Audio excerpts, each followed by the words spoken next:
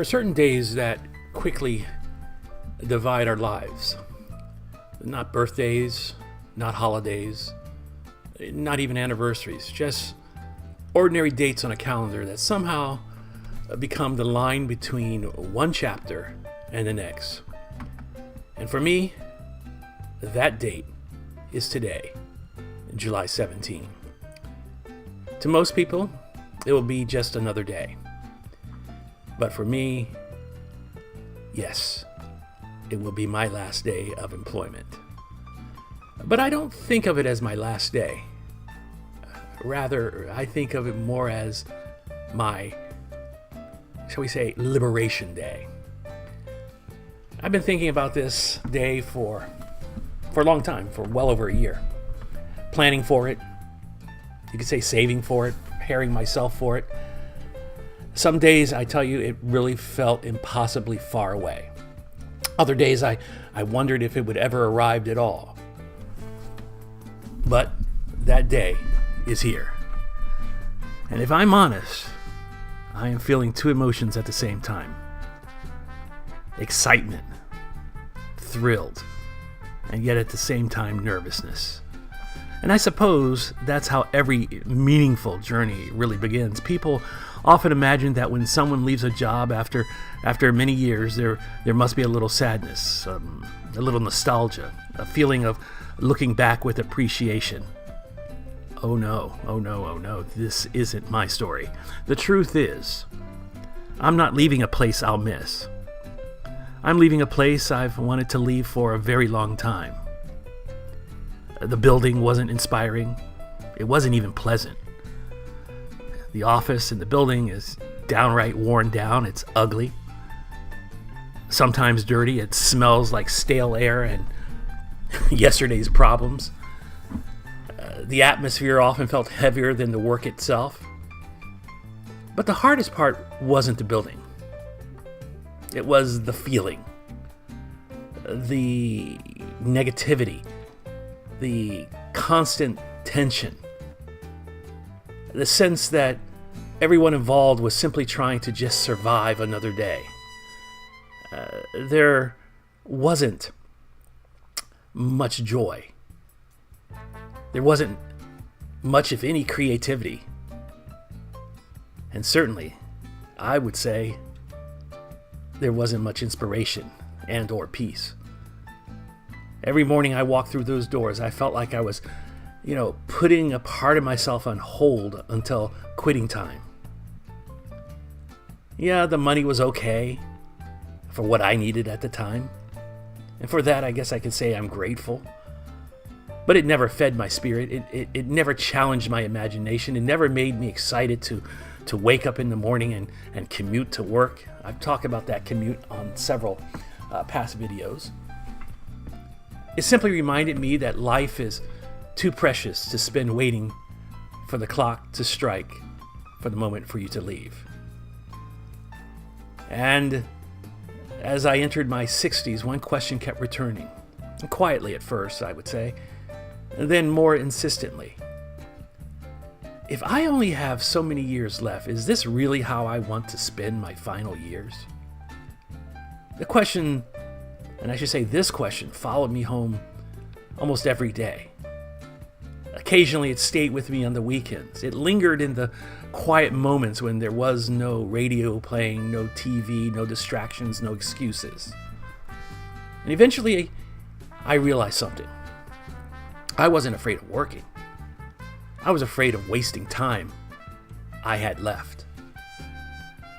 Something interesting happened during the past few years. I was spending my days in a place that really honestly, it drained my energy. I was spending my evenings, building something that gave me energy. It started as a small side business several years ago, an idea, a personal project. And quite honestly, slowly it began to grow, step by step, incrementally over time. And there was no magic moment, no overnight success. Basically, it was just one step after another, one customer, one lesson, one small victory, until one day I looked at it and I realized, guess what? This is no longer a hobby. This is no longer just a side gig. that it has really become a real possibility, and that possibility became a plan. People think often that reinvention belongs to the young, that your 20s are for taking risks, your 30s are for building that career that you want, and after that, you simply continue down the same road. Well, I don't believe that anymore. Sometimes the courage to reinvent yourself arrives a little later, much later, in fact.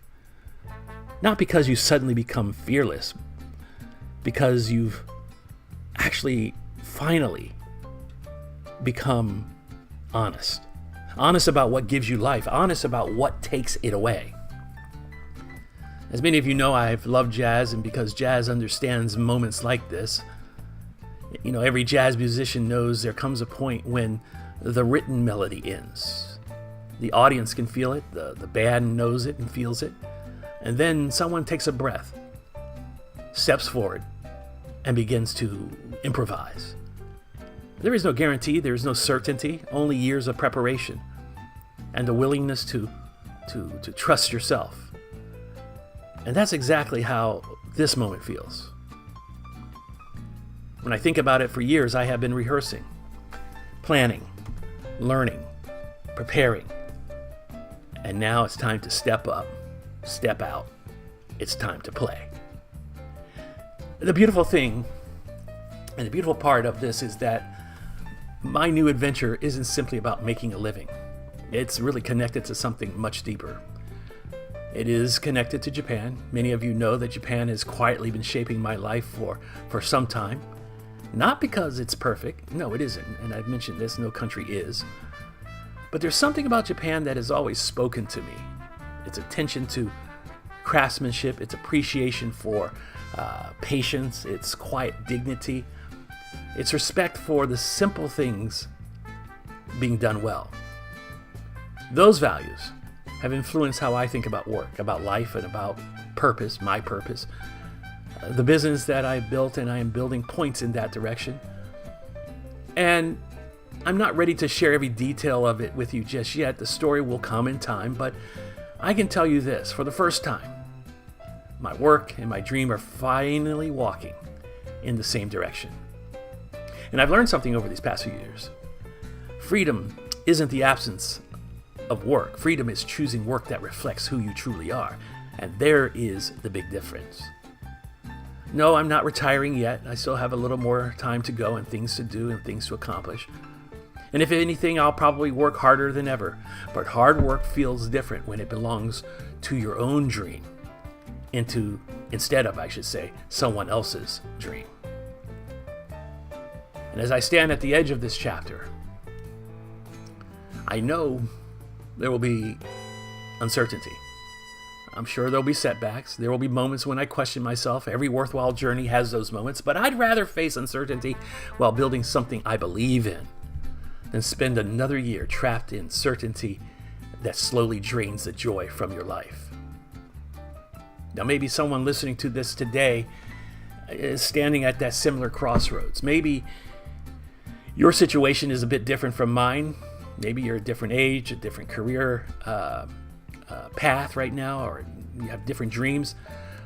But perhaps you've been asking yourself the same quiet question: is this really how I want to spend the years I have left? And only you can answer that question.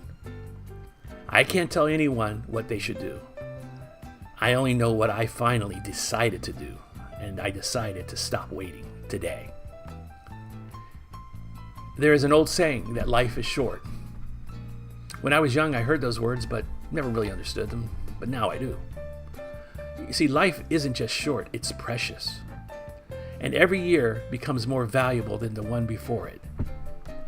And that's why today, July 17, won't simply be my last day at a job. It will be the first day of a different way of living. A day of possibility, a day of responsibility, a day of freedom, a day of hope. Once again, jazz musicians know something about things that, factories and workplaces never do. Workplace, jobs, factories, if you will, reward repetition. Jazz rewards expression. And for years, I made my living repeating that same routine. Now, I finally have the chance to improvise. It's exciting. It is unsettling. It is a little frightening, but after all these years, I'd rather spend the rest of my life playing my own melody than someone else's. And somehow that feels exactly right. Thank you for listening, and welcome to the next movement of Japan Rhapsody.